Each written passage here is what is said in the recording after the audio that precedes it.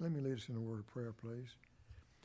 Our dear Heavenly Father, we thank you for this day. And Father, we just thank you for the community we live in, and help us to be wise and understanding of the projects that we're considering today, and just help us to do everything to bring glory to you. And just thank you for the citizens of our community, and thank you most of all for the staff and the people that work for JWSC and their families. Just protect them during this pandemic. And we just pray you grant us wisdom and understanding, and we give you all the glory. In Jesus' name we pray. Amen. Amen. There's nobody here for public comment. We'll move to the approval section. We have the minutes from the December 16th, 2020 Facilities Committee meeting. Your motion? Move to accept as submitted. I'll second that. Motion is second. All in favor?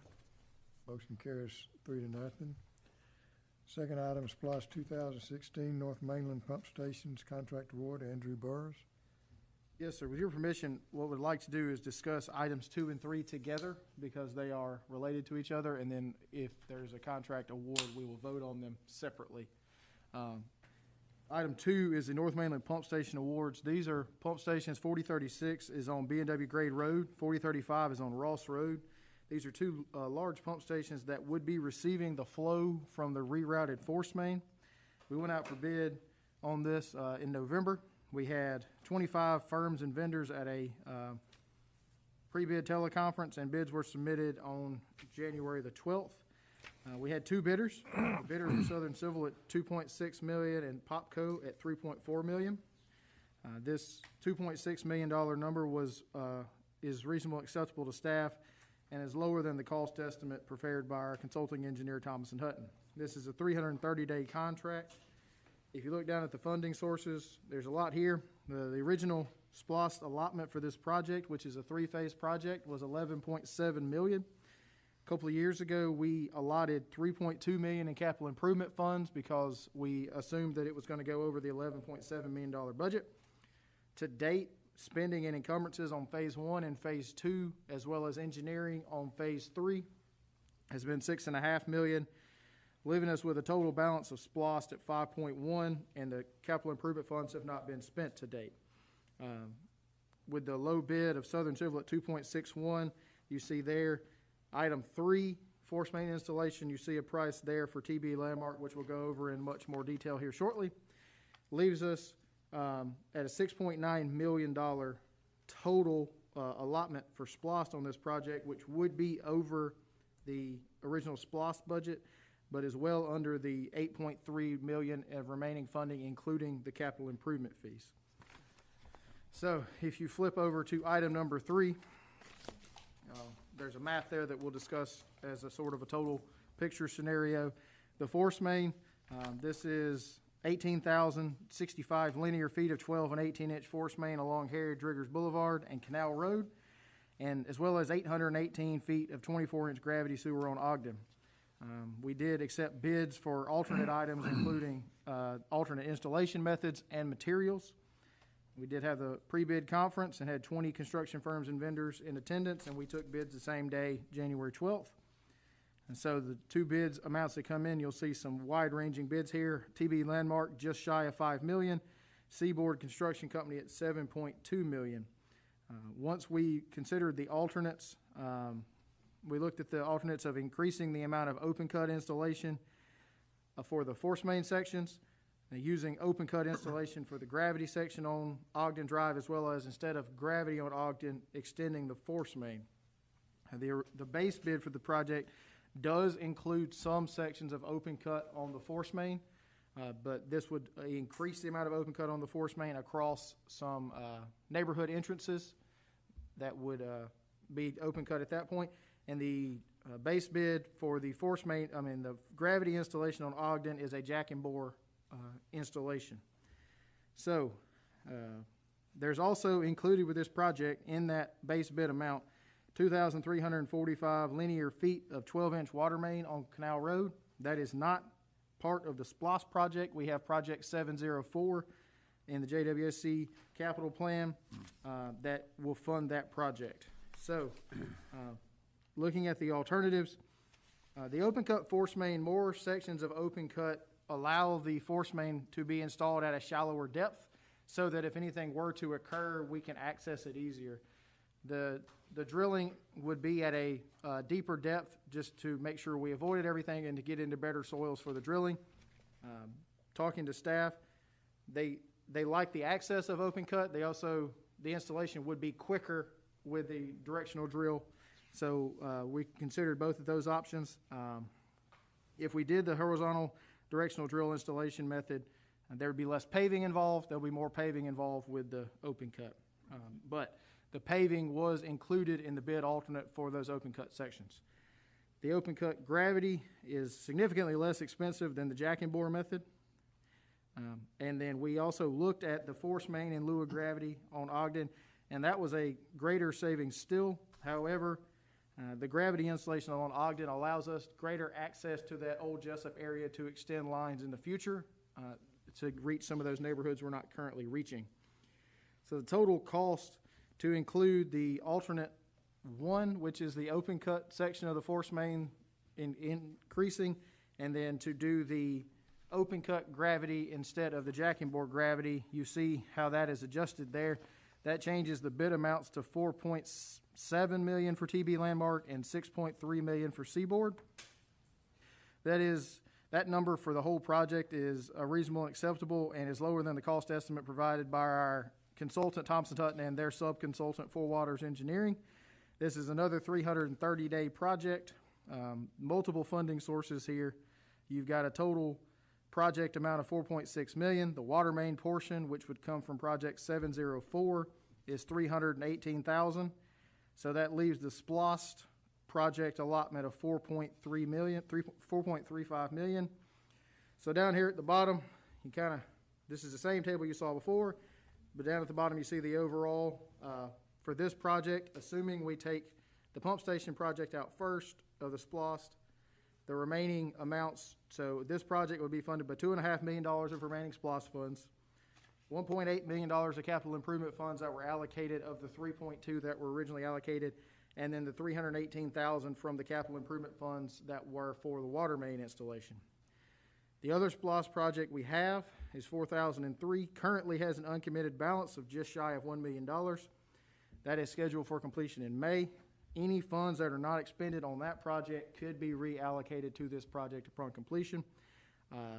Don't want to move those funds yet because you just never know what we're going to get into until the end. So a large portion of that could very well be transferable. So that in mind. So if you look back at the overall map that we have there, Todd, would you mind pulling that up on the screen? So in essence, we about to use all the SPLOST funds on this and very little of our capital improvement funds. That's correct. And if how much of that $996,000 transfers just reduces that number even more? Is this the map he's pulling up? Yes, that's the map he's pulling up. Let's let it open up so it shows the whole thing. What this map is going to show, If you go with reader, Chuck, Pardon? on that, if you're looking at this on your, full screen back. see that in the book? Yeah. I think it's gonna Along go 17, all of that, You're good. Scroll. coming Can you down scroll? 17 on the right-hand side, scroll. Just scroll it. those have already, all of that's been done. Oh, okay. So we've got capacity all through there to serve everybody along 17 if we want to extend sewers Wow. throughout all of 17. That is, yeah, that's So And this is moving everything the other way, coming down Harry Driggers and then Right. down to 4035. so So we could go both ways up there at the top. right. So it gives us a huge amount of capacity in This is both. a very, I see this is a very big project, so. So this was a three-phase project. It's the farthest north we went was the one on Driggers. Before we started phase one, which was in 2016, that station had a 545 gallon per minute capacity. Phase one included some immediate upgrades to several stations, starting at 4110 and along Highway 17. So we got it just shy of 1,000 gallons a minute there.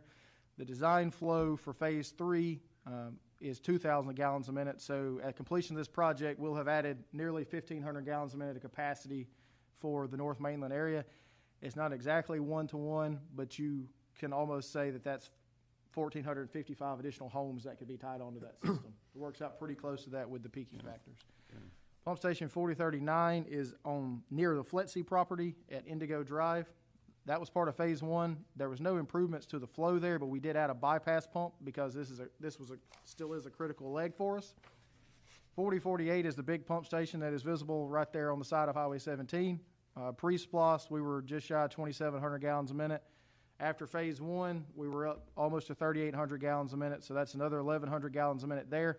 That was increased to allow for the increased flow from 4110. Once we reroute that flow with this project, you're taking 1,000 gallons a minute that's currently taken up from 4110, pumping through that station, off of that station, and allows future expansion up Highway 17. 4028 is on Bishop Lane, back in the Fairway Oaks subdivision. That before SPLOST, 4048 and 4028 manifolded. Now 4048 pumps to 4028. So there you see a substantial increase in phase one of almost 3,800 gallons per minute. That's because we dropped 3,800 gallons per minute in it from 4048 once we rerouted it. Andrew, in looking at the funding sources, Yes, sir. so in phase one, we spent $6.5 million. No, so that's phase one and two, as well as engineering for phase three. Phase one was just at $4 million. Okay. So 4006 is the one along Altama, right there at the college. It's a large pump station for what it looks like it is there, but that station's had about 2,000 gallons a minute. So that whole trunk coming down Highway 17 has the capacity to pump 10.2 million gallons a day. Now, that's wet weather flow. Dry weather flow would be about a third of that typically, but that gives you an idea of how much flow could come down that line in a major rain event. If we reroute pump station 4110 as part of this project, it will go along Harry Driggers and Canal. You can see Canal and Glencoe where that intersection is there, and come down by Canal Crossing and into 4036, which is at the edge of the historic Brunswick-Altamaha Canal at B&W Grade Road.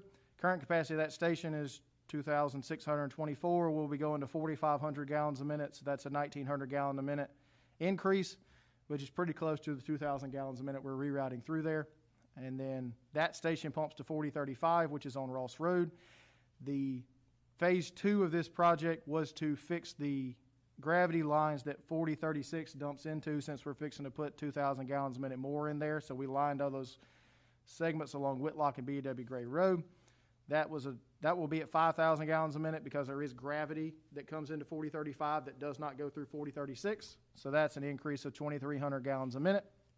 And then that will pump from to the plant, and that flow capacity is 7.2 MGD. So between these two projects, between the three phases of the project, we now have almost 18 million or 17.5 million gallons of wet weather capacity to pump down 17 and down Harry Driggers and Canal Road. 4005 was part of the phase one project. They force main from 4028 and 4006 have been rerouted around 4005. So this was a planned flow reduction. So that station got completely overhauled. We also took 2,100 gallons a minute off of it. So it's a very nice station now. There's just a whole lot less water going through it. Previously, without doing the force main, we were looking at this going to have to be somewhere in the 9,000 gallons a minute range to pick up all of that flow that was coming from the north, and we decided that was probably not in the best interest. So that's a whole lot of talking, and I apologize for the length of both the memo and the discussion, but try to make sure everybody has had the full picture here. Also, on the other side of I-95, tell them what we're doing right now. We're going to have more capacity over there also. Yes, sir. We've currently in the process of increasing the capacity at 4119 at the end of the spur and 4118 at Shell Road. We're also upgrading the pump stations 4105 and 107, which is at exit 38, essentially.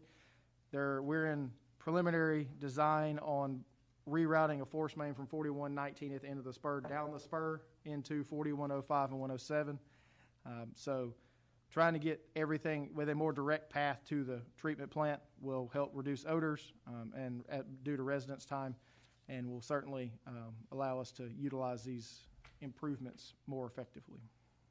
And the recommendation is to have odor control at both pump stations. That's correct. Have odor control at Academy Creek, so they'll already. Now, we got two motions here, right, Andrew? There's two motions. There'll be one for the pump stations, and on the pump stations, you will see a recommended award from Thomas & Hutton that does include the two additive alternates, which is a flow meter and odor control for $2.6 million. There is a copy of the certified bid form from Thomas & Hutton as well. You can see where those pricings came in. This was actually bid twice. The original bid for this, 2.9. We rescoped it and got it down to 2.6. So this one was actually bid twice. And you said there were 25 people at the pre, and out of that we had 2. That's correct. bidders. Several of those were pump manufacturers. Okay. So there's vendors that were involved. The low bid tends to use flight pumps on 4035 and 4036. So that has been written into their bid already. Mm-hmm. Because is that a pretty big difference between the number of people at the conference and then actually bid, or? Typically, we get 20 to 30 people, and we get somewhere between 2 and 5 bids. So Okay, it depends yeah. on the project and timing. So Yeah, okay. Can I have the 2 motions, and then we'll talk about these? I'll gladly make those. I'll make the first motion for item number 2. I'll make the motion, Facilities Committee recommend awarding the contract for SPLOST North Mainland Phase 3 Pump Station Improvement Project to Southern Civil LLC in the amount of $2,612,040. And that would be recommendation to the full commission. I'll second that motion. Motion second, all in favor? And Motion Mr. carries. Chairman, the second motion is for item 3. I'll move that the Facilities Committee recommend the awarding for the SPLOST North Mainland Phase 3 Force Main Project to TB Landmark Construction, Inc. in the amount of $4,663,123. I'll second that motion also. Motion second. Any more questions, or? real quick, sir, I just want to point out there is a recommended award from both Thompson Hutton and the sub-consultant for Waters Engineering. Both of them recommend going with the directional drill option. We are recommending this in conflict with that award, but like I said, it's a $15,000 adder to do the open cut and allows us some more flexibility down the road.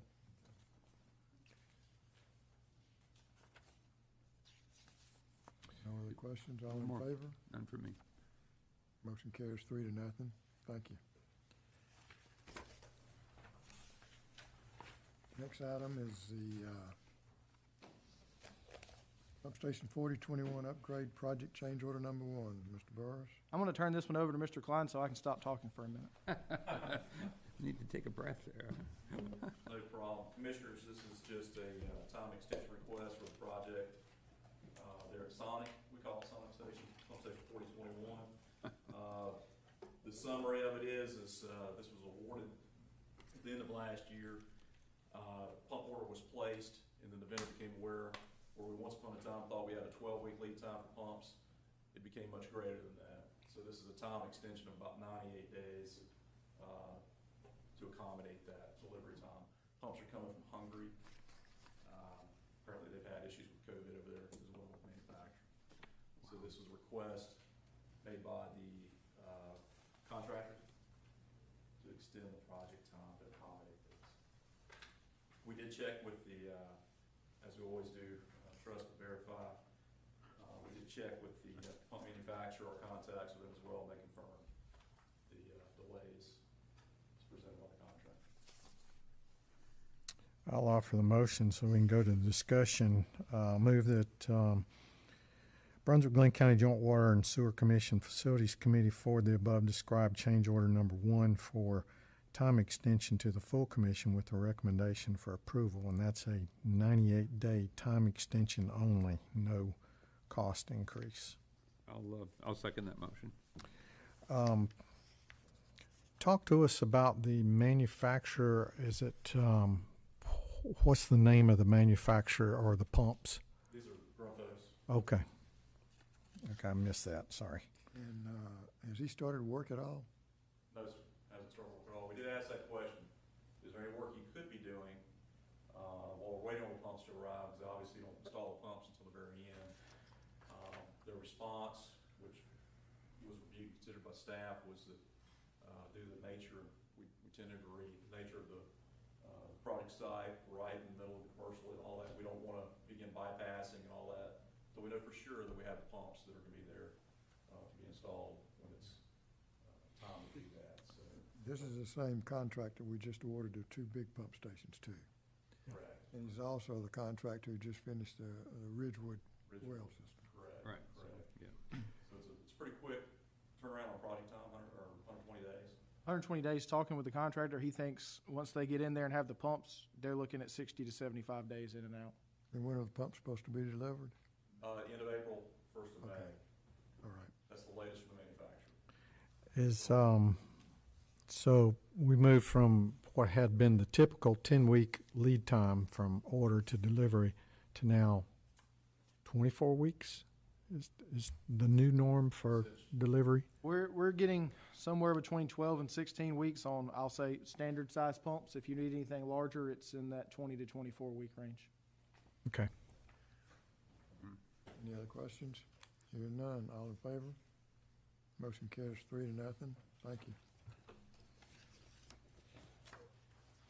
Next item is the approval for the U.S. Geologic Survey Joint Funding Agreement. Mr. Burris? Yes, sir. Since 2014, we have been involved in a joint funding agreement with the U.S. Geological Survey. They monitor the groundwater in the upper Florida and aquifer to monitor migration of chlorides throughout the aquifer. Saltwater intrusion has occurred to date. The major impact of this is we had to close down the Perry Park well as a drinking water source. But this is key for our long-term planning of drinking water wells as growth continues to see how those impacts would occur if we put new wells online. And as you can see, the funding level has fluctuated drastically over the years. We started back around 80,000. We were up to almost 135,000 at one point. The last couple of years, we've been at 60,000. This year's request is for 65,700, and the reason for that is to install permanent groundwater monitoring at the new Ridgewood well site. So that will be included to the permanent monitoring situation. This is budgeted as part of the Office of the Director's technical service budget, so we have this covered in the ongoing operating budget. So this would be an increase for us of $5,700. USGS is kicking in an extra $4,000 as well to increase their allotment. It's not an exact 50-50 match, but they're at $64,000 and we'll be at $65,700. Jekyll Island has a separate agreement with U.S. Geological Survey, and Jekyll is also increasing their allotment for their portion as well. So now, And what did the results from last year's study show? currently the results show that the plume has stayed mostly consistent. We see some minor movement to it. The plume is centered mostly near the Brunswick cellulose site because for years they drew down 40 million gallons of water a day. As long as they continue to draw down their 20 to 25 million gallons of water a day, based off the modeling, it doesn't appear there's a lot of shifting. Of course, if you stop pulling 25 million in one area, and then that's going to cause everybody else to see that drag more to their side. So we just want to be careful with this, particularly as we start adding more wells in the North Mainland that are the upper Florida, and we don't want to pull too much of it that direction because that would get it nearer to Brunswick Villa well that we currently have as a production well. The U.S. Geological Survey has been asking, and we'll get this scheduled, they would like to come down and present their findings they've had from the past year or two as well. So this is going to include a permanent monitoring station? That's correct. We have permanent monitors all throughout Glynn County. We have them at most of our wells. The Ridgewood facility previously was a fire well, so we didn't have permanent monitoring there. When we turned Ridgewood on, that's pulling 800,000-900,000 gallons a day right now, so that's a pretty significant pull for us in that area. So we just want to add the monitoring to make sure we're not seeing any difference in how that plume is shifting.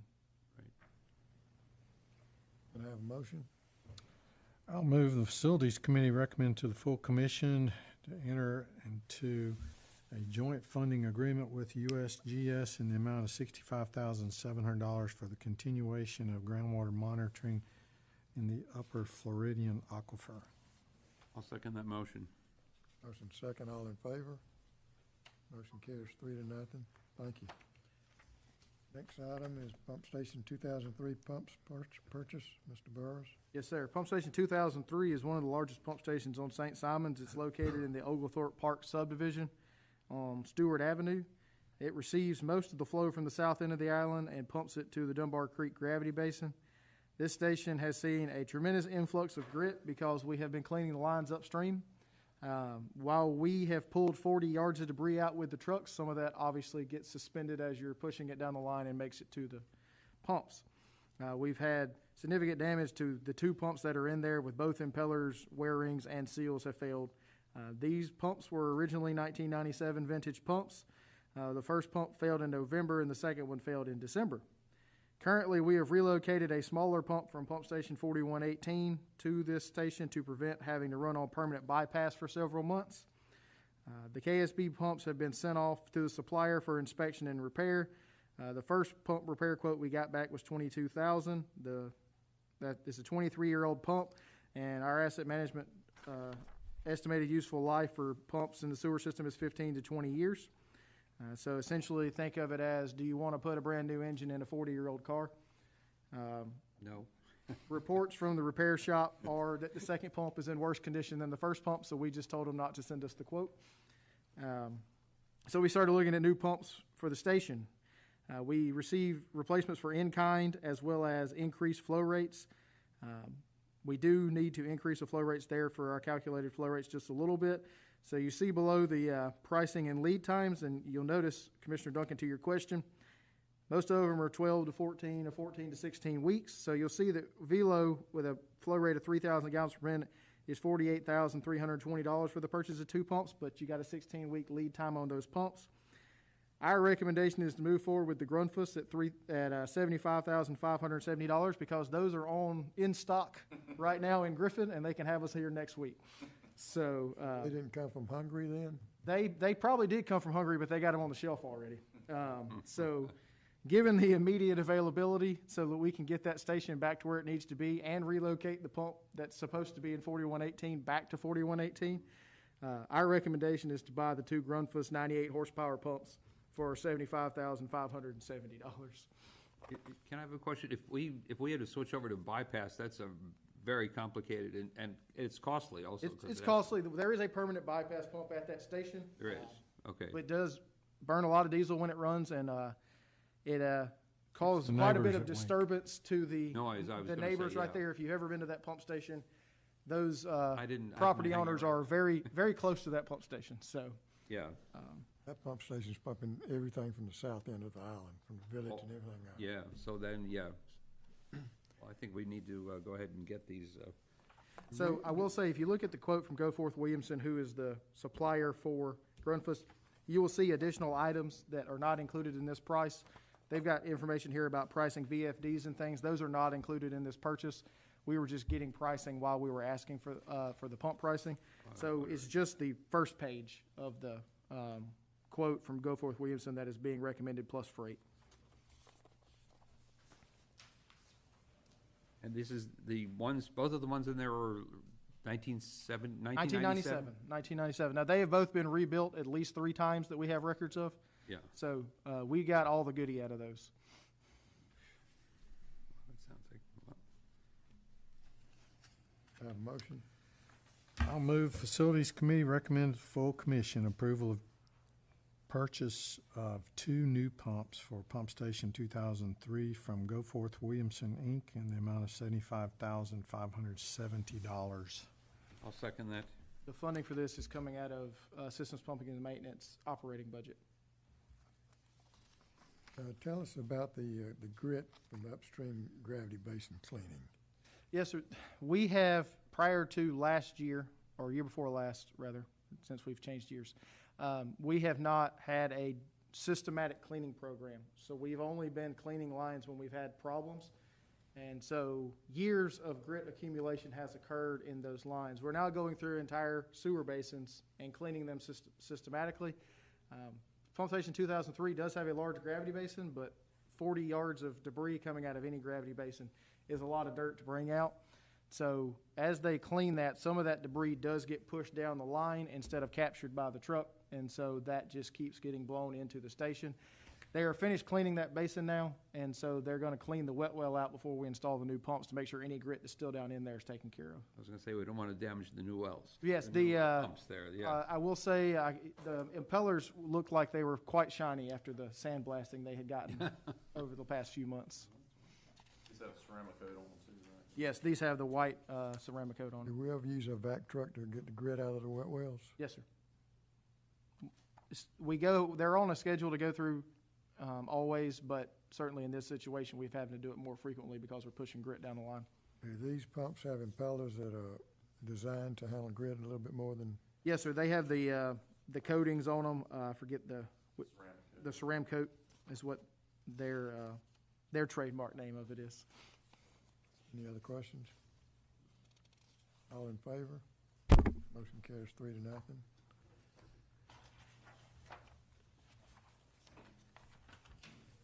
We'll move to the discussion section. Water pollution control plant flows. Mr. Burris? Yes, sir. We have all kind of good news on our wastewater plants this month. Effluent flow at Academy Creek down to 5.8 MGD. Now, this is the first month of the new year, so we had to shift years again per our standard reporting method, so it looks a little sparse compared to last time, but that was only 43% of the capacity. Influent BOD, 244 milligrams per liter there. That is pretty close to in line with where you would expect normal wastewater treatment influent to be at. 215 on the TSS. The effluent concentrations, everything well within permit range there.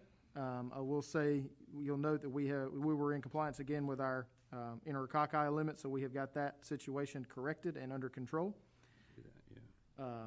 Our ammonia there went up a little bit to 4.3, but still lower than where we had been historically, so we're still seeing good reduction in how we're making process improvements there. So you got 97% removal of BOD and 95% of the TSS.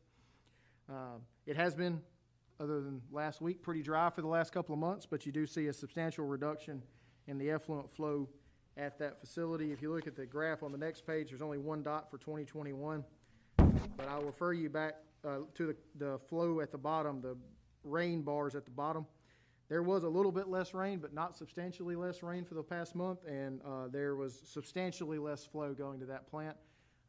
So I think the efforts we've been making on our I&I reduction is starting to pay dividends for us here. We're seeing that increase in BOD, which you would expect, and then we're also seeing a decrease in effluent flow as well.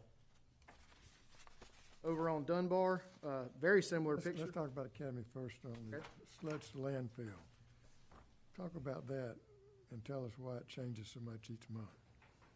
That depends. Basically, we've changed the way we're doing our pressing, so we're trying to hold sludge longer. If they get too much sludge in the clarifiers, they have to make room in the digesters to hold the new sludge that they're wasting away. We're trying to increase our mixed liquor, so we're holding more sludge.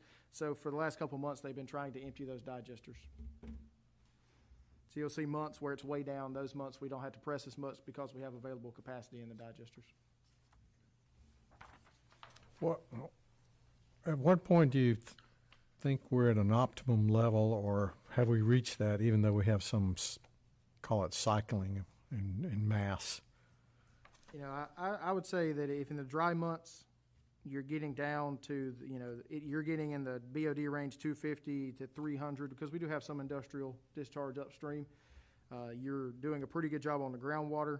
Obviously, the inflow from the rainwater, we don't have a lot of good data on how we've done that because it's been so dry.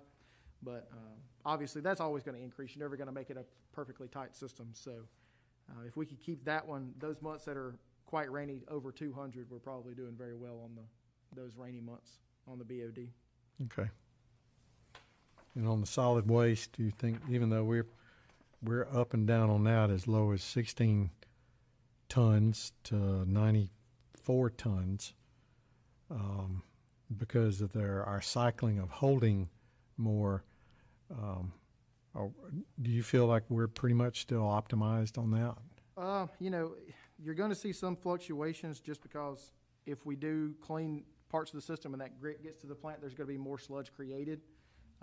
But also, as you improve treatment, you theoretically produce less sludge because there's less residuals available. So that's going to fluctuate a bit, and I think we've still got a little bit to go on that. And the number of trips on a monthly basis? We're taking about 3 canisters a week from Academy Creek. Okay, it's 20 yards. 20 yards, yes. Okay. Thank you. And over on Dunbar, that 2.4 effluent number you'll notice is the smallest it's been in the past year at Dunbar Creek. Again, it has been pretty dry, but not exceedingly dry. You'll see months back this time last year that were very similar rainfall totals. BOD is a little low there, so we still got some I&I issues there. Given how we hadn't had a lot of rain, that's mostly groundwater infiltration. But the plant handles it very well right now. BOD and TSS very good going out. 98% BOD removal, 99% TSS removal. Remember, that one's got the filters on it that we are installing at Academy Creek. And then pretty consistent there on the sludge. It was a little higher this month than what it has been, but certainly within a standard deviation there of what we would expect. So again, on your graph, very similar picture to what you had last time. Actually, we had more rainfall in January this year than we had last year on St. Simon's, but it's about 1 million gallons a day less flow leaving the plant. So we are making progress on the I&I in the systems. And Southport, you'll see we still have some very low BOD numbers there. Some of that is I&I and some of that is the port discharge from the car washes is just lower BOD. But the plant responds well, only at 43% of the capacity, but 95% BOD and 98% TSS removal. And you'll see for the last 2 months, we have not hauled any sludge out of Southport. So that plant is being operated very well right now. And we've seen an increase in the flow there the past 4 months that we have yet to been able to pinpoint. We've looked at all of our run times and don't see any real increase in our run times, which is strange because there is no gravity directly to that plant, so it's got to be going through a pump station somewhere. So we are still trying to pinpoint why we had a 200,000 gallon a day jump in flow at that plant. How often do we calibrate our flow meters? Annually. And that jump did not occur immediately before or after calibration, so it was in the middle, Right, okay. middle of the That's- cycle. That's not logical. Good report. Next item is capital project report. Mr. Klein and Mr. Burris.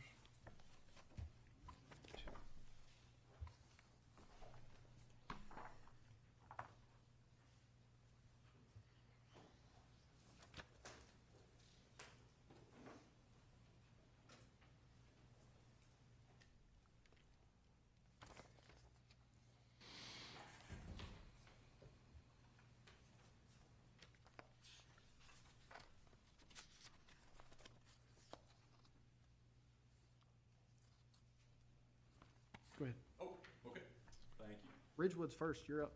Yep, Ridgewood is first. That's his Good big. deal. Same dance here, I'll run through them pretty quickly. Got more pictures this time, so I'll try to speak less. Ridgewood's done as far as completion of the project. It's now what we call warranty phase, 12-month typical warranty phase. Just a couple little things shaking out here after, as we get this thing on the system and operating. Transfer switch, here you can see the extra generator gentleman here doing a little rework on the transfer switch. Otherwise, it's nice to have that system online. It's doing very well. What does the 12-month warranty include? That is basically parts and labor for anything that would malfunction during that time. If, so like for instance, this time the transfer switch had an issue. Right. It was up to the contractor to come back out or have his sub come back in, take a look, assess the deal, and then it's going to be replaced. The whole thing. Pretty much everything but negligence and natural disasters. Okay, right, Exactly. Or expendable items, Right. Expendable, Oh, yeah. lamps. right, Exactly. Chlorine, all that kind of thing. right. Expendables is up to us. Unless it was included in the contract. So you say the transfer switch is being warranted. What are they, I presume that's just going to be the guts of it. It is. Electronics portion. It appears to be a problem straight from the manufacturer. Yeah. Nothing on the contractor. Their sub just didn't provide the right material, right equipment. So they're Thank you. correcting that now. Thank you. Okay. This is just a touch on 702, which is the gravity sewer rehab, which we're wrapping up that. The project is complete for all intents and purposes. Wrapping that up, just a shot of that on B&W Grade Road, the upper section of it. We just spoke earlier about pump station 35 and 36. Thank you for the recommendation, move that to full board for approval. Ready to get those pump station upgrades underway. That's just an aerial view, some drone footage of each of those. The force main reroute, the complementary project to that last one as well. And looking forward to get that one underway also. Pump station 4003 upgrades, steadily going in progress here. There's a drone shot up above so you can see the whole site. Recent photo, you can see the deep excavation off to the south side of the building. You can also see the odor control unit is on site. It's laying on its side for temporarily till it stood upright on its slab. I will say, to give you some idea, that odor control unit's 16 feet tall. The one going at the plant's 30 feet. So if you go out there and see that one, it's about half the size of what's going to be put at Academy Creek. Are they replacing the roof on this? Yes. Pump I was hoping so. When's the completion time on this one? On 4003? That one is going to be, is it May? April or May? April, yeah. I think it's May. Are they gonna meet it? We expect them to. Actually into March, yeah. So it's getting close. They do have some rain delay days that they put in for. Not a whole ton of a lot, but there's a lot of work to be finished. There is. We just had a construction meeting with them last week to emphasize to them to stay on schedule. So there's excavation off to the south side of the building.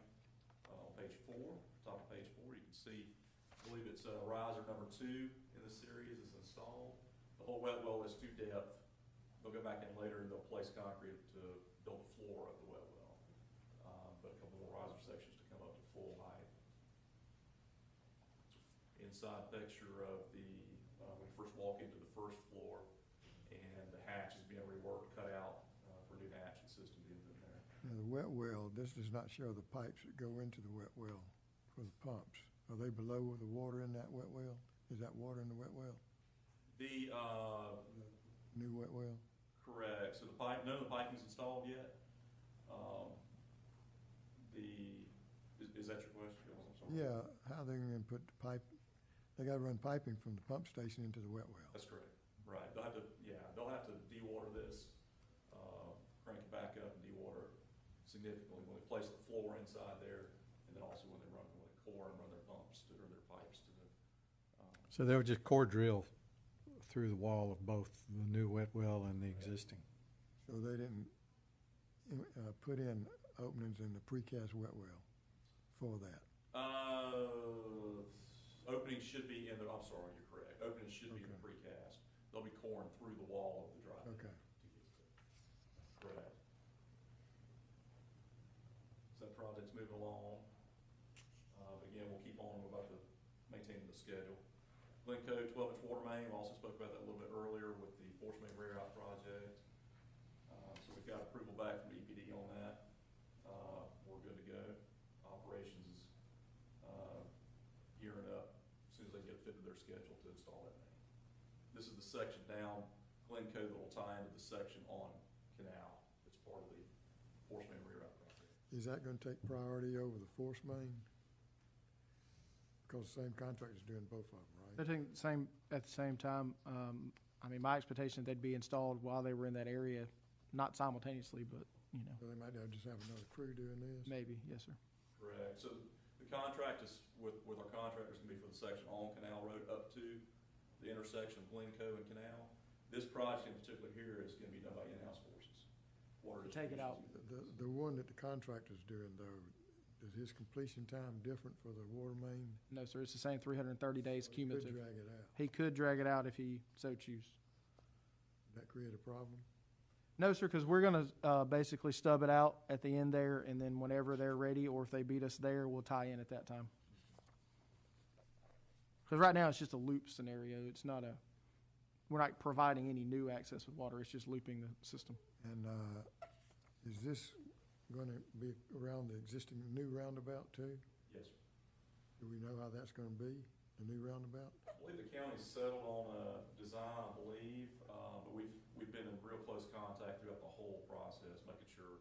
We already have it underneath the canal, accommodating the 4-laning of Glencoe, so we've done our best to accommodate the out of the way. but we're directional boring the force main, so that won't be a problem. But the Glynn County, as part of our process, anything that's going to be near one of their intersection improvement projects, they have a chance to review it to see if it's going to be in conflict, and they did review both of these projects and said they're good to go. Right, Magnolia Park, city's contractor's been working on the storm drain last couple of weeks, so not much progress on the water main, but I do want to report that all of phase one water is complete, and all of phase one customers are tied on to the new water main there. So, and it's working as expected, as some of the customers unfortunately are finding a few leaks as the available pressure and better water is there. So it's, we've had at least one show up on the customer side that comes along with getting better water service. Are the existing pipes just left in place? Yes, sir. And when they cross a roadway, we will fill them there, but otherwise we leave them filled with water as they are in shore. Okay, L Street water improvements, that's still on here, probably the last time you'll see this one on the project report. It is done. We're so proud that it's done. And function very well. 21, we spoke about that. Again, thank you for the consideration on the time-only extension, to accommodate pump deliveries on that. That's the one, the electrical's ready to go, right? We Yes, did that in-house? Correct. Yeah. Okay, got a few pictures in here, and certainly if Mr. Burrows wants to jump in on this, this is the Cabot Creek improvements, just a good overall drone shot of that. You can see the overall site. Got some big ductile iron pipe down there that's gonna do some well-needed or very much needed improvements down there at the headworks. To give you a point of reference there, you see Todd squatted down in there. That is the biggest piece of pipe in our system. I would think That gives so. you some idea there. That will be going in immediately upstream of the influent box. Andrew, what's that white thing between the old grit structure and the old pump station? Is that? That's the Matheson truck. Okay. Matheson truck and the Matheson tank. Okay. Oh, delivery. And is our odor control going to be as high as that tank? It's going to be pretty close. I don't know how tall that tank is, but it'll be 30 feet in the air. And where is it going to be sitting in relation to that tank? It's going to be sitting closer to the tree line, right there by the influent wet well.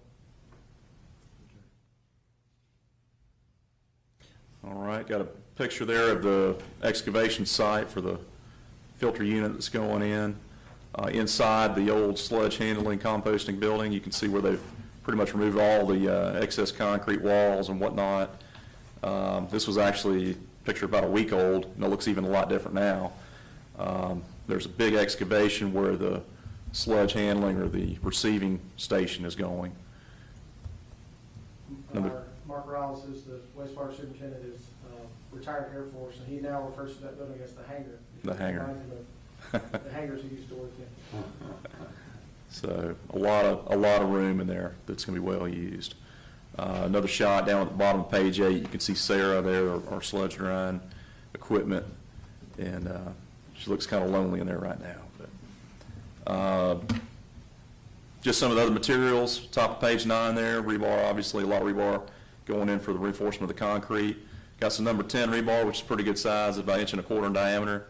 You don't normally, you're working on a big concrete structure and we see that kind of stuff show up.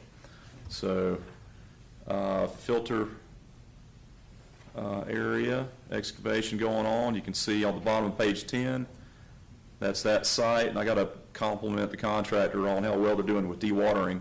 Just on the other side of those trees is a tidal creek. So you can, at Academy Creek.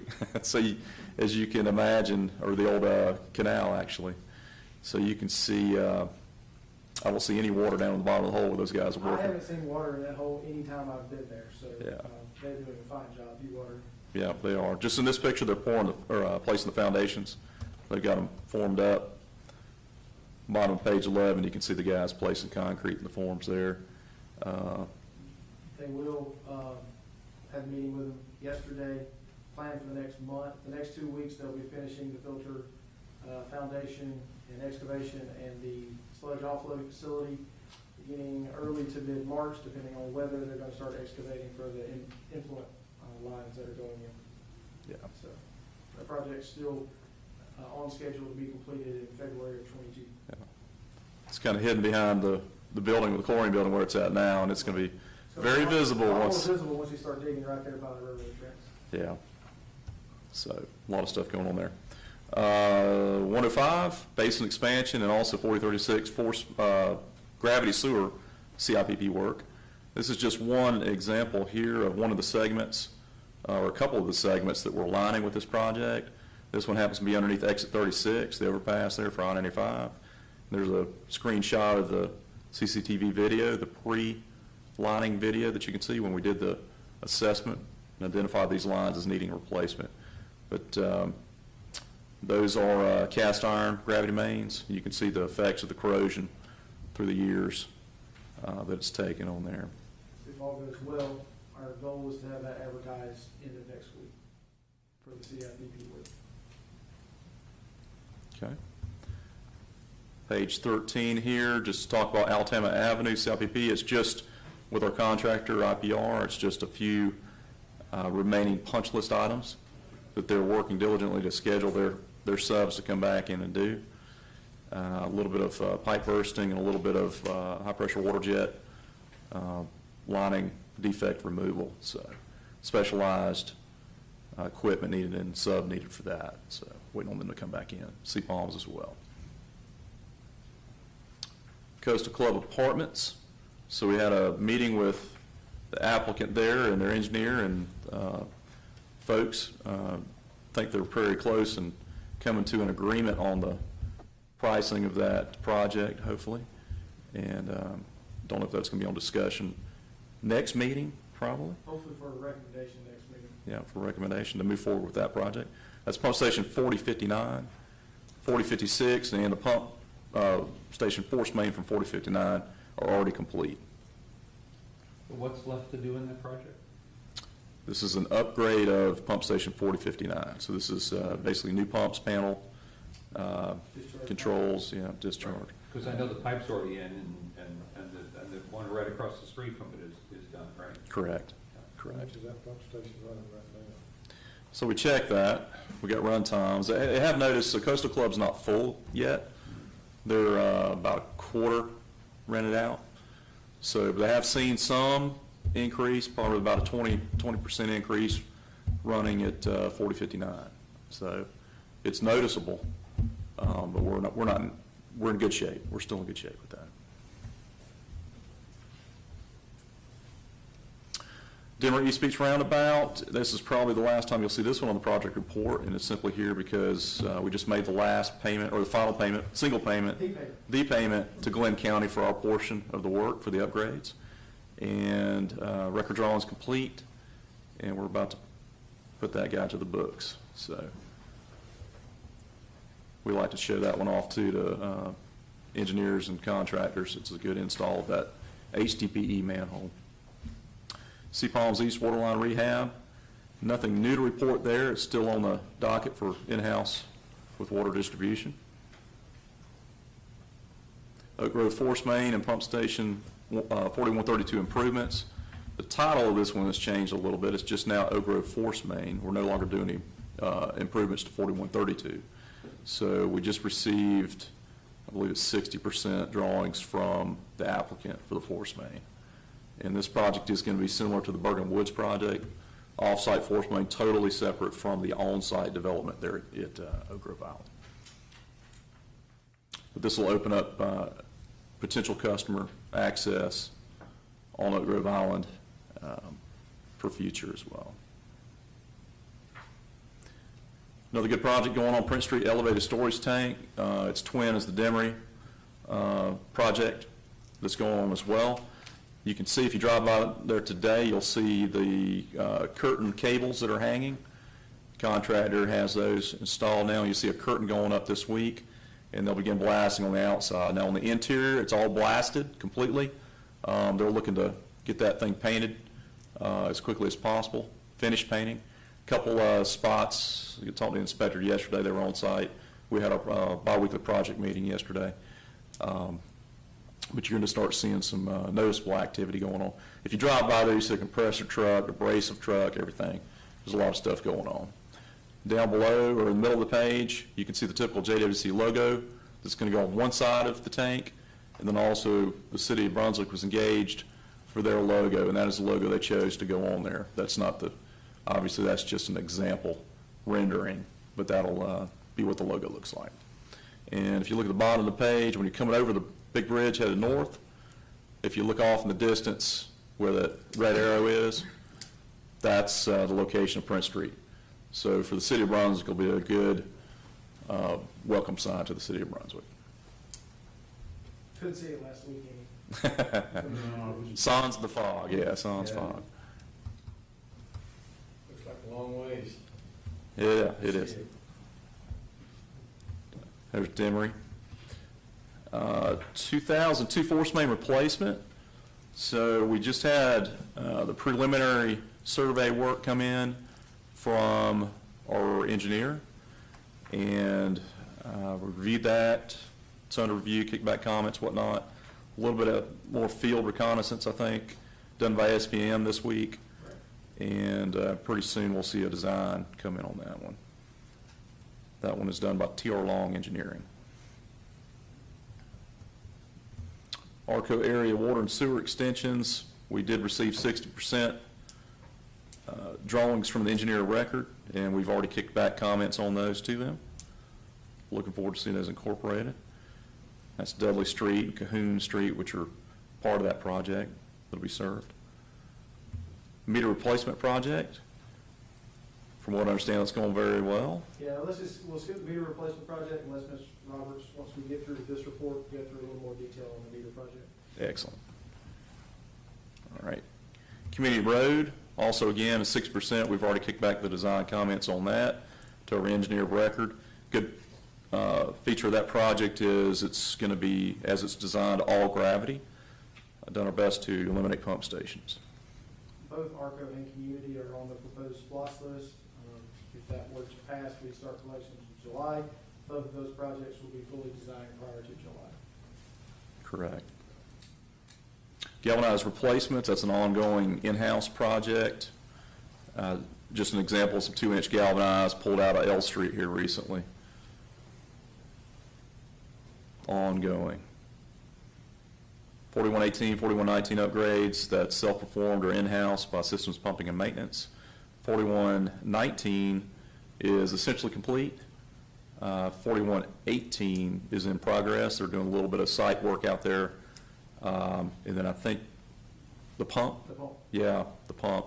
That's currently 2003. Correct. Station. Yeah, it had, 4118 has loaned its pump over to 3. We'll say that the filter they brought in for that site was dirt that was excavated from the wastewater plant for filter excavation. So we took advantage of the free dirt we were given. it looks nice. Yeah. Moved that out to one of our sites that needed it. Yeah, it's very good soil coming out of there. All right, master plan update. We just had a good update from the draft presentation this morning for Waters Engineering. Tillman water main replacements, again in-house by JWC Forces Water Distribution. And that's just an example showing where the paving's been put back, the shoulder repair there on Tillman Avenue. Is that where this is water line was? Or where was the existing water line? It was kind of scattered. I think it was 2-inch all over the place in there. 2-inch all over the place. They upgraded. Some of it was down the shoulder. Some of it was perpendicular to the roadway straight across. So the only thing we're waiting on that project is striping and final payment. Could we put that line over in the right of way rather than the roadway?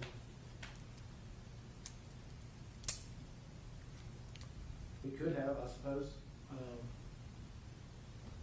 We just put it in the ground where it was at already as a replacement project, but we could have. For the tie-ins and whatnot.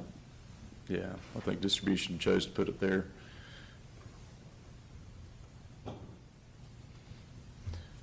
Right, and then I think it's the final one here, well, getting close. Pump station 4116 rehab, force main upgrade. This is to support the safety complex out there off the spur on the north end. And animal control is going in.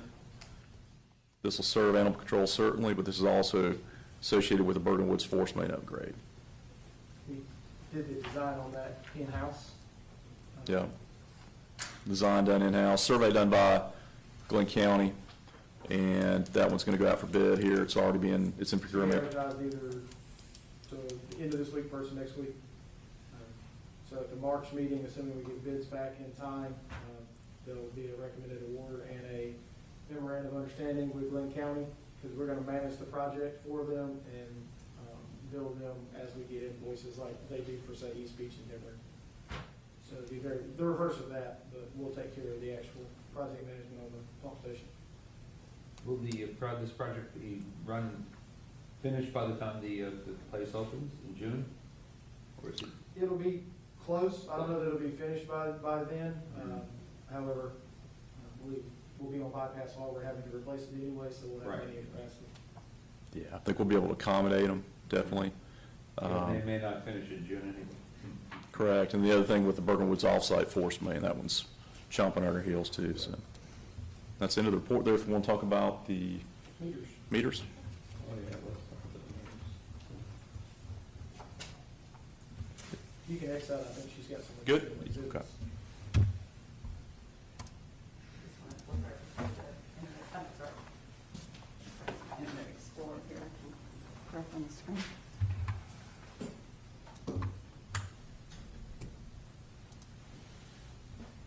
Thank you, Mr. Klein. Mr. Chairman, Commissioners, just want to give you a little brief background to remind you how we got where we are with the meter project. Our opportunities that we had when we decided to go forward with this project were, we had some meters and some batteries that were not functioning properly. And as a result of that, a lot of our meter readers were having to go out and manually lift the lids each month in order to maintain those readings from those particular accounts. And even further to complicate that, some of those meters didn't even have analog displays on them. So we couldn't get any readings from those meters whatsoever. So that resulted obviously in incomplete billing of those customers. We had water being wasted because customers weren't aware of how quickly that water was being used until they opened their bill the next month, and by the time they got the bill, had the time to take action, another week or so had passed and additional water had continued to be used.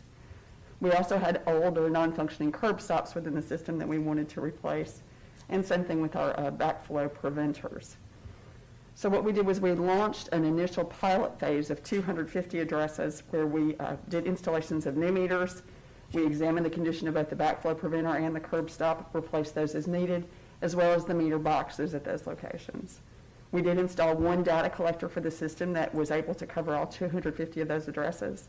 And we did confirm that the transfer of the data from that data collector to both the meter reading functions and the billing functions all properly conducted itself within that system.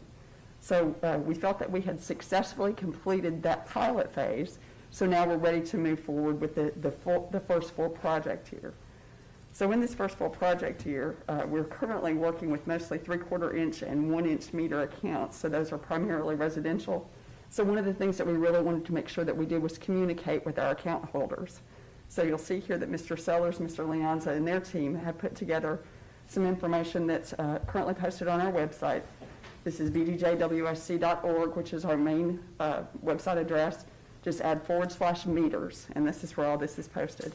So you'll see some general information about the upgrade account, and then you'll see this handy dandy map that's been provided to us by our installer.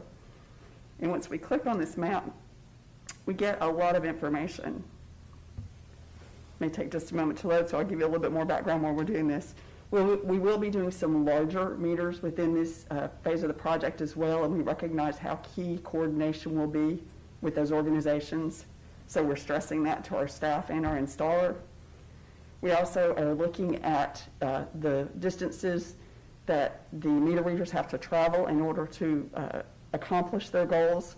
So we are starting our installation of this project in the North Mainland area. So you'll see primarily the green dots, which indicate that an account has been finished, are up in the north part of our service area. So you see there's a, excuse me, bear with me here for just a moment. We have a legend that will pop up here momentarily.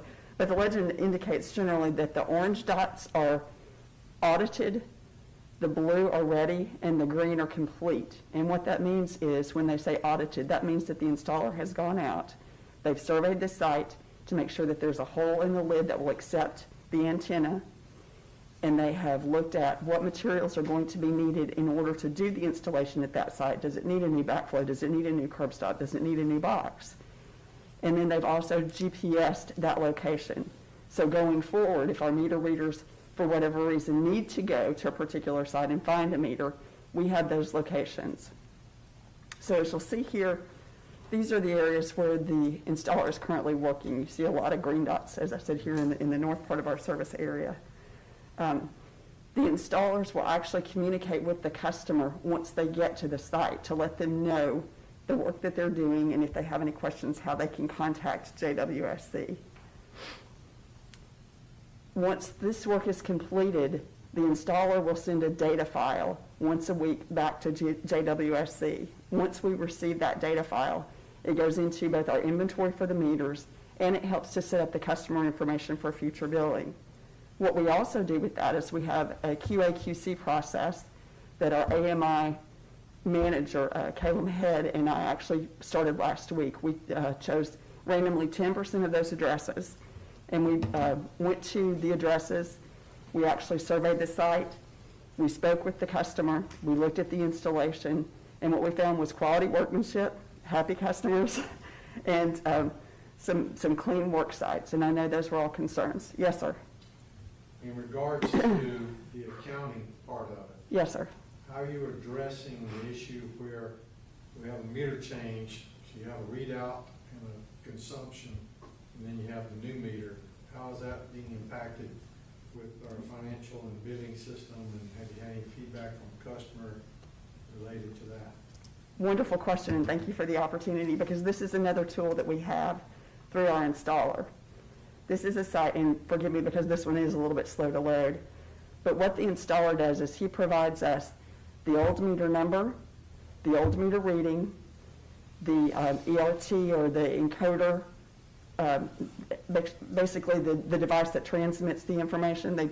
He provides us that number as well, and you'll see all of that here. And then he also provides us the new meter information along with photographs of both the meter that's being removed and the meter that has been installed. So in addition to the physical data that we received, the file itself, we have these photographs and this backup information. So if there ever is any question about how a site was left or what the reading was on a particular account, we have that substantiation through these files.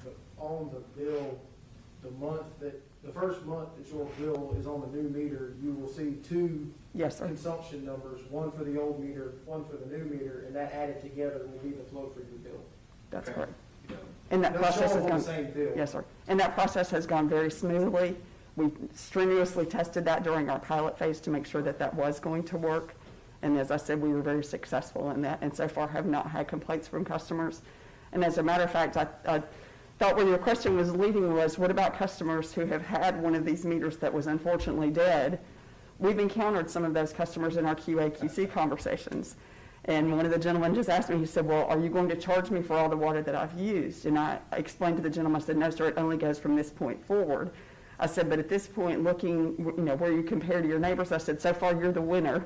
So he sort of got a chuckle out of that. But we were able to have the conversation, but we had it very amicably, and that was the case throughout those QACs that we did. So we were very fortunate that we encountered customers who were understanding and accepting of what we were doing. So very positive experience. Thank you for the question. So Yes, the, sir. so the installer does the final read on the meter before he takes it out? Yes, sir. Takes a picture? Yes, sir. And then passes that information along, and then you confirm that it's transmitting, it's able to be reached by your, and then, so then it just combines the two then? Yes, sir. At the end of the month? That's Okay. correct. That's So- correct. We have an internal live dashboard that tells us how far they've gotten, exactly how many of each size meter they've installed, that she's pulling up now. Yes, sir. Will they be working continuously till they get all the meters in there? Yes, sir, that's correct. All of the meters in the first phase. Right, there's 7,500 in this project year, but this phase of the project itself is actually 2 years. So we'll have 7,500 this year, 7,500 the next year. Then when we get this second GFA loan, we'll have another 7,500 in year 3, another 7,500 in year 4. How long will it take them to put the 7,500 in? They are approximately installing 60 a day, so at 20 work days per week, we're looking at about 1,200 per month, or about 7 to 8 months. And it depends on the location. When you get to an Yes, apartment sir. complex and they're all right beside each other, that goes a lot quicker. That's right. Could I also, maybe I'm jumping ahead a little. Please, go right ahead. After they, when they take the old meter out, that's our property still, is that correct? Yes, sir. Okay, and what are we doing with the old meters in terms of disposal? Thank you for the opportunity. Yes, sir, that was one of my items I wanted to Oh, cover. okay, I'm sorry, I guess. I'm That's jumping quite all ahead. right. Always appreciate the opportunity. We are trying to be as green as possible with these replacements. So with all of the shipments that we're getting in, all of the cardboard boxes we're recycling, everything that's being removed from those meters is either being repurposed either by us or by another supplier who has already agreed to purchase those parts from us. When I say by us, I don't mean the meter parts and pieces as far as the brass and the yolks and things of that nature, but the boxes. We're actually recycling the old meter boxes. What we're doing is we're turning those upside down in installations where the meter needs to be raised and adjusting them to the height that the meter needs to be raised in order to reuse that box. So we're trying to be very intentional in how we dispose of what little trash that we have. The brass is being sold to a provider that will recycle the brass, and usually what they do is they send them overseas. Yep. And so the installation, the ones that you actually went out and looked at, Yes, sir. they're being done very cleanly and professionally, properly. Absolutely, yes, sir. There was one site that we saw that still needed some cleanup, and when this isn't just in a drive-by, that wasn't one of the ones that was randomly selected, but we did do a loop back by. The gentleman had not finished that installation yet. It was clear that there was still some work going on, and even the supervisor came through as we were stopping, and he said, "Is there a problem?" "No, sir, we just thought this one needed a little extra cleanup." "Oh, yes, he's still doing," and told us the additional steps that he needed in order to complete that work. So not only are the frontline workers doing an excellent job, but the supervision obviously is also there to make sure that they're doing a quality job for us. And some of our workers are there have been there involved in the installation or watching, observing, so that when they need to do that down the line. Not necessarily watching and observing at this point. They've been part of the conversations as far as the selection of the material and making sure that they're happy with the way that the installations are going into the boxes. So they're aware of how that's going. And that's one thing that we wanted to do, is incorporate some of those members from the water distribution team into that QA/QC process, just to make sure that Mr. Caleb Head and I may look at that and say, yes, that's a great looking installation to us, but there may be something else that they pick up about it that needs to be added to that QA/QC process. Our water distribution crews would love to go with them and armchair quarterback everything they did, but we're trying to hold off on that. I think they have other things. Yes, they have plenty of other Other important things tasks to do, to yeah. attend to. Yeah, We have other opportunities for them as well, yes, sir. Absolutely. thank you. No, thank you. I appreciate the questions. That actually covered the points that I wanted to cover, but if there are other questions, I'm more than happy to field those. In a look ahead to the end of phase 2 this year, at what point might you evaluate whether we wanted to accelerate the project? We have written contract language in that if we choose to start another phase sooner, we can mutually agree to do so with our contractor. So the funding may be the question mark as far as how quickly we can move, but you also remember one of the conversations that we had was, how quickly do we want to do this? Because remember, as quickly as we do this same process will have to be repeated at some point, we'll say 15 years in the future. So we're trying to make sure that we're intentional about how we install, because we also want to be intentional about how we pay for this work now, looking 15 years ahead to have to do the same We know we have some thing. that are not transmitting currently, and those are getting minimum bills, so we can Yes, sir. project roughly what that additional revenue would be.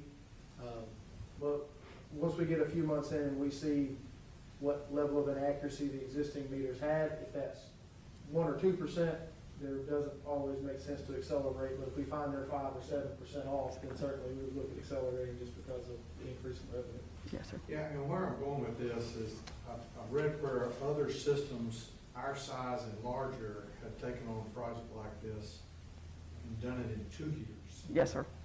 And I'm cognizant of, okay, we gotta repeat the cost in the next 15 to 18 years. That's right. And looking at our forecast after reviewing the 20-year The plan, master plan, yes, sir. that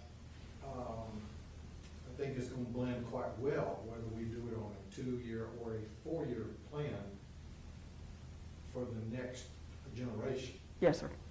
So just a thought there. Absolutely. As you look at it is, I'd encourage you to not let that be a concern for that 15 to 18 years out, replacing them again, because presently our financial forecast supports changing these out quicker. That's Just fair. that attribute of our business does, okay? Yes, sir.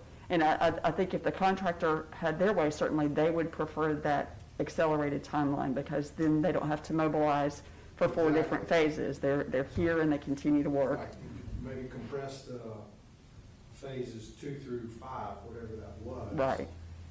Instead of, well, it could still be 8 months each, but rather than having a 4-month break, we just consolidate those, and by the way, the funding availability is quite attractive. Yes, sir. Agreed. So that's the other angle that I'm thinking about too, when we can borrow the money at almost nothing, and our debt service is well lined up with our capabilities now. That's right. It would be very painless to our retail base to be able to accelerate this, given your review of it as we get further into this phase 2. Yes, sir. I greatly appreciate the thought. Thank you. I have one more question. Yes, sir. I know we only had just like 250 meters, and Mhm. have we had an opportunity to actually have a situation where a customer has excessive usage, and we had to notify them? Has that happened? Yes, sir, we have. As a matter of fact, just last week, we had a customer who had gone from 0 usage to, and I'm not saying this incorrectly, 1,000 gallons per hour usage. Come to find out, it was a construction site where a line had been severed. Owner was not aware that it occurred. Our customer service representative contacted them the next day. We could literally see the usage drop back down to 0 on the report for the following day once we got that overnight read. So they went from using 0 to about 28,000 gallons, back down to 0 with just a phone call. Save them a trip to one of our meetings. He comes Certainly from hope so. meetings already. Oh, it's anyway, okay. Good. Well, that really is, that's a huge benefit. Yes, sir. When it comes up, and again, I think some customers are gonna see their bills go up a little bit because they, haven't had readings. That's possible. I know in my past experience, lots of times the larger meters are not terribly accurate on a good-sized building. Well, Someone flushes a toilet and nothing much happens in The the low meter. flow. we're going to ultrasonic meters on the larger meters, so Mhm. there's no moving parts. So Right. it should be more accurate. And we're also already reaching out to the first group of those to get them prepared, because they do have to work with us to get those meters changed out. We are going to do the hospital meters first, just to go ahead and get that taken care of. Right. Luckily, the hospital's fed from 3 different legs, so we just gotta let them know they valve it differently, so while we're there changing it out, it's not gonna be a big deal. Right, yeah, because I know in the past from the utility that I was involved with, they changed, the condo associations were on full alert. Yes, that's And we're not terribly happy because their bills had gone up, pretty significantly, or I should say the bills were significantly lower than they should have been for the water usage, and there was a change. But it worked out in the long run, because they're getting better service, so, thank you. Absolutely. That's Yes, sir. a Thank great you. benefit, so. All right. Thank you, Mr. Chairman. I'm gonna briefly go over our earned value analysis, which is your last page in your report. In summary, schedule, we're still behind schedule on our projects. However, if you compare this, that number is incrementally getting larger. So that is good. The closer to 1 we are there, the better. Actually, above 1 would be great, but the closer to 1, the better. We're still running ahead of what our budget is across the board. We have some projects that are over budget, some that are under budget, but overall, we're ahead of schedule and then on budget. And then the final to complete index, which is based off of weighted more toward budget than schedule, is we are at 0.89, which would indicate that we could actually spend 11% less of our effort on these projects, but certainly we don't want to back off on our efforts on these projects. One thing you will notice, there's been a sizable increase in the total value on these projects because we added $7.5 million worth of meters that we just started. So if you compare this to last month, there has been quite a bit of difference in the money at the bottom. Yeah, But certainly those numbers will continue to improve since it is based off of total value. Getting the North Mainland Phase 3 started, the wastewater plant continuing to move forward, and the meter project moving forward. Those will have major impacts on the overall indices at the bottom. Andrew, we got, VAC is budgeted completion, That's correct. it's $51 million. Yes. And then, VAC is variance at completion. And that's 16 million. Yes, sir. What is the variance at completion rate? That's a calculated number based off of, the earned, or the estimate at completion. Basically, it takes what you've spent to date versus how much of the project you have completed and projects what the final cost would be in a variance versus that budget to start with. So does that mean we're $16 million over our original budget? No, sir, that actually currently projects us to be 16 million under budget. 16 million, okay. And why is that? A lot of that is timing. It's a timing, if we're behind schedule, we're spending less and it's Right. projecting less out to the end. Absolutely. But And- that curve will change over a 15, well, let's just take it 12 months, 52 million, that's $1 million a week on average. So if we, big projects we're about to let, once those start to churn, then our burn is going to significantly increase. And so our projected underrun, that 16 million, is going to go to zero pretty quick. We're already seeing that. If you look at the monthly, if you compare the monthly project spending, it has went up about 40% in the last 2 months on average, and that's going to continue to increase with the projects coming across. Yeah, particularly the more labor intensive, material intensive Right. projects like over at Academy Creek. Right. Just truckload of rebar by itself is a significant dollar amount. They just submitted an invoice that, they got $78,000 worth of stored materials on site that they billed for, and they're fixing to send another invoice next week, and I'm sure that will have an even larger number of stored materials, so. Yeah. Yeah, our check writer is going to have to get a new pen.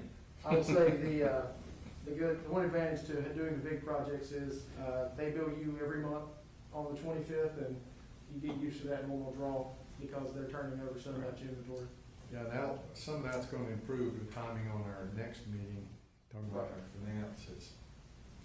It keeps looking like we're going to be under, but I'm expecting this, next quarter that it's going There will be to jump right up to. a lot of checks come across. I know last month, we were just shy of $1 million, and that was a very small invoice from the plant, and we hadn't started the North Mainland project, so I would suspect the next couple of months we'll be churning $2 million a month or more.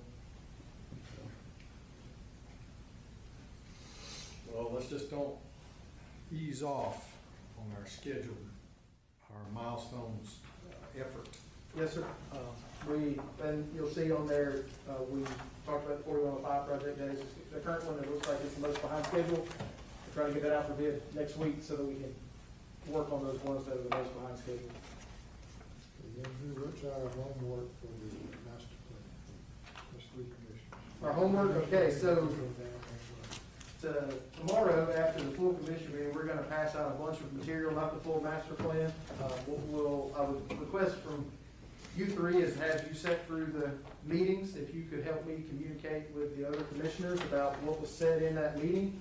And I'm sure they will have questions based off the amount of paperwork that they will get. If we could, if you get questions, please let me know. We'll compile all that, get it to our consultant so that at the presentation to the full commission in March, we'll have answers ready to go for that. And of course, there'll be more questions at that meeting.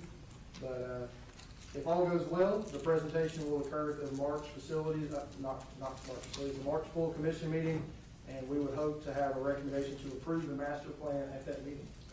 But the master plan's gonna have some priorities Yes, for the schedule. Are we supposed to be giving input into that too? yes, sir. We will review that. They have been 5-year blocks. They don't have them in individual numbers.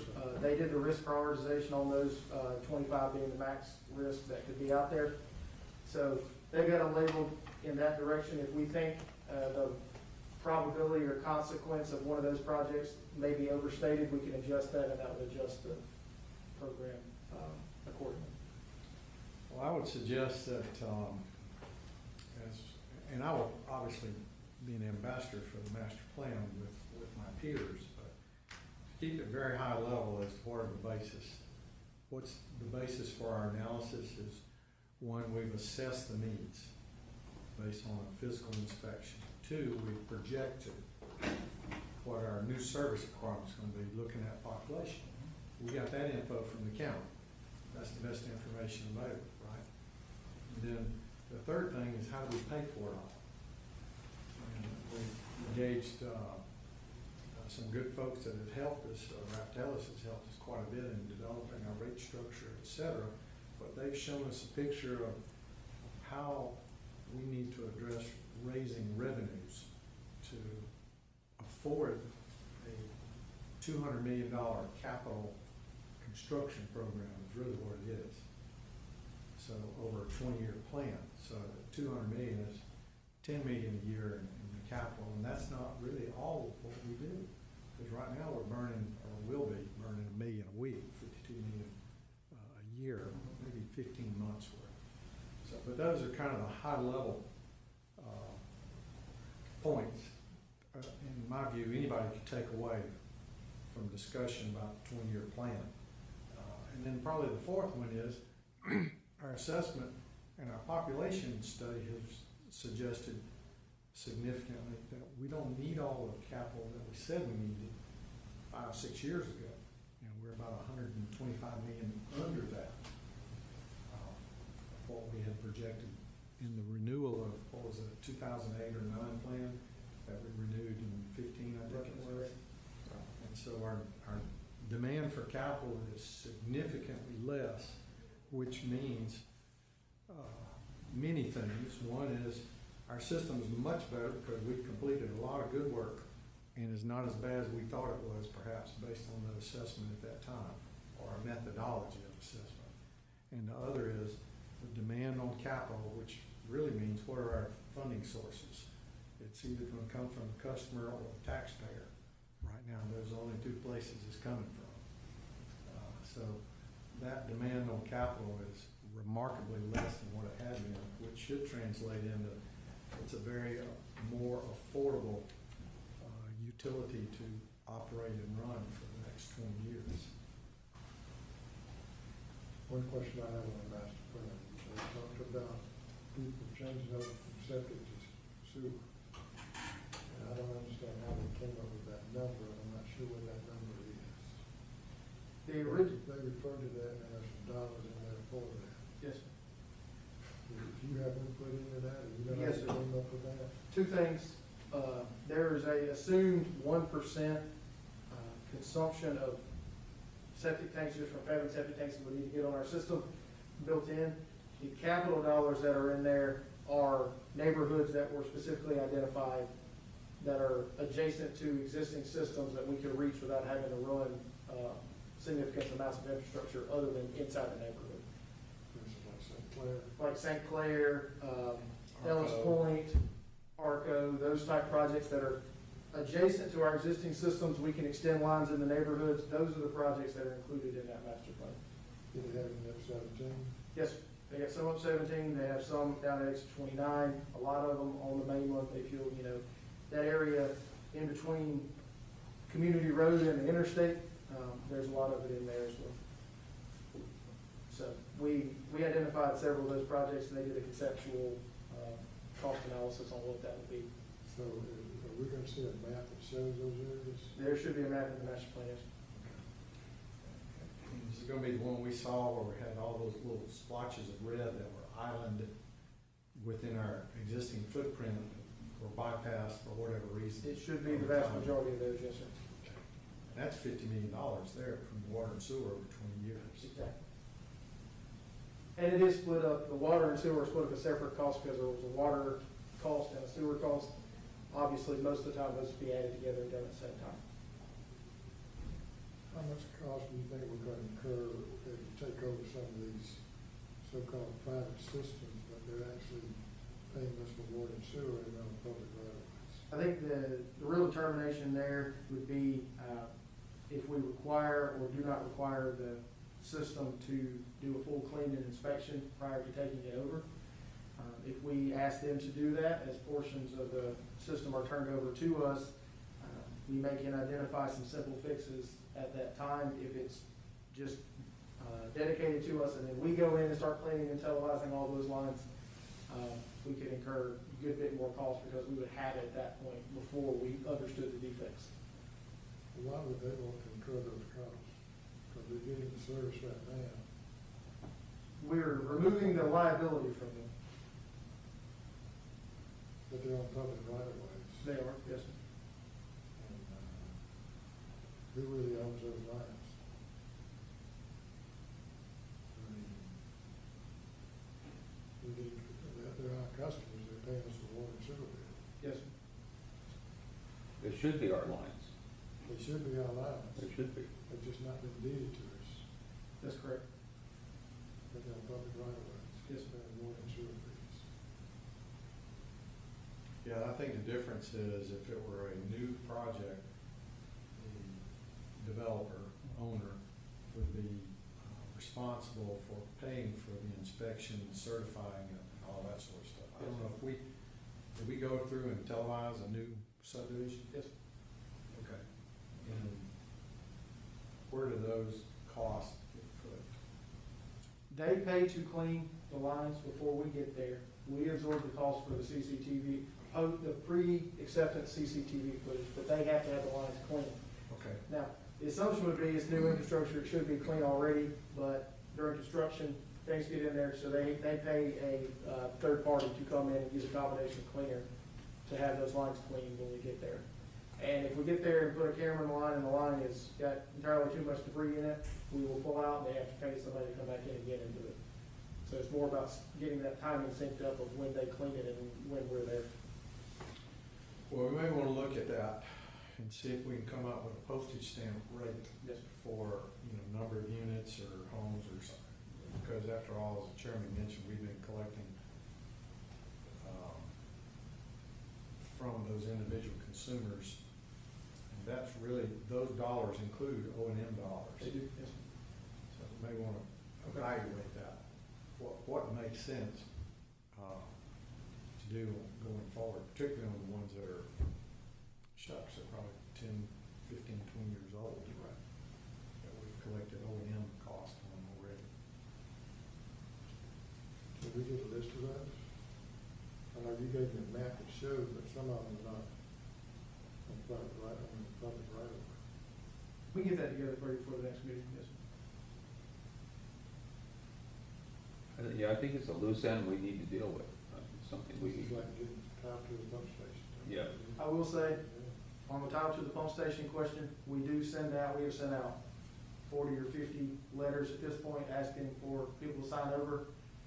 And for whatever reason, it does not seem to be a high priority for a lot of people to sign that document, even though we're offering to, we are maintaining the pump station, but we're offering to just allow them to give us that liability officially, and they will not sign the paperwork, a lot of them, so. So they said why? No, I think they just ignore the letters when we get them. Yeah, we'll probably need to have a separate session to talk about our business strategy in that regard. How do we move that forward? We've sent out at least 15 or 20 plats and everything that has been out for quite some time, but we have not gotten dedication signatures back on. It's just a quick land deed plat, but for whatever reason, it seems to take a minute to get those back. Understood. Okay. Anybody got any other questions in there?